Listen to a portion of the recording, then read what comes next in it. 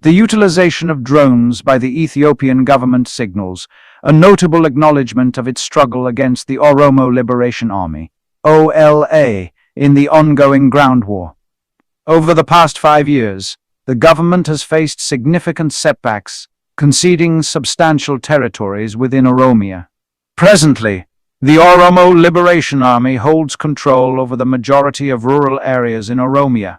Faced with the inability of Ethiopian defense forces to reclaim lost territories and grappling with the fear of substantial defections from its defense forces, particularly those of Oromo origin, the government has turned to drone warfare in its efforts against the OLA.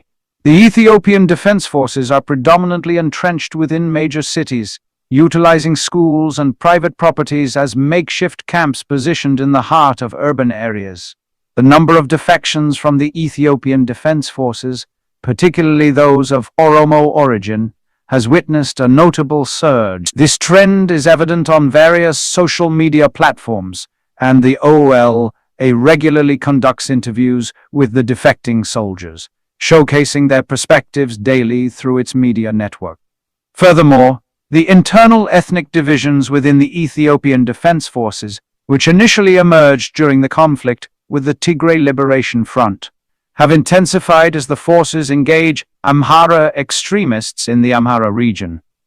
OLA's Commander-in-Chief Kumsa Diriba, at a recent new Oromo Liberation Army graduation ceremony, had a direct message for the Ethiopian Defense Forces of Oromo origin.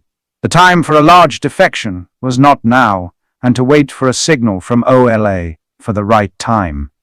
Meanwhile, Oromo Liberation Army continues its advance towards Finfinne, Addis Ababa, the capital of Ethiopia. In its latest operation, OL successfully liberated numerous Oromo political prisoners from a detention center in Shegar City, located in the vicinity of the capital, Finfinne, Addis Ababa. Additionally, OL seized control of an Ethiopian military camp near Nekemte, Oromia, the largest city in western Oromia.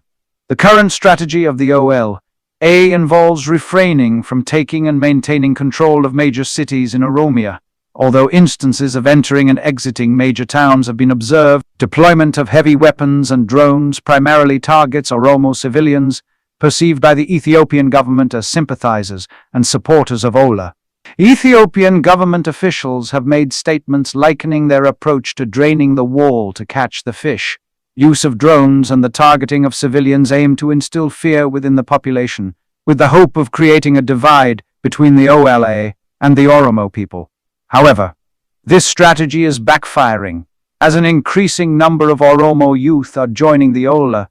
The Ethiopian government's drone operations are funded by its colonial donor countries, signaling a last-ditch effort to prevent total collapse. The Ethiopian government's strategy focuses on safeguarding major cities while avoiding direct engagement in the countryside, where OL maintains its stronghold.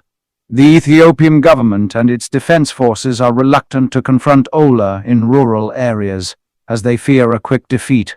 Instead, they are banking on a protracted conflict to prolong their rule, a strategy reminiscent of the Dergi government that ruled Ethiopia between 1974 to 1991, which was in a civil war through its rule, which eventually started the breakup of the Ethiopian Empire with the independence of Eritrea in 1991.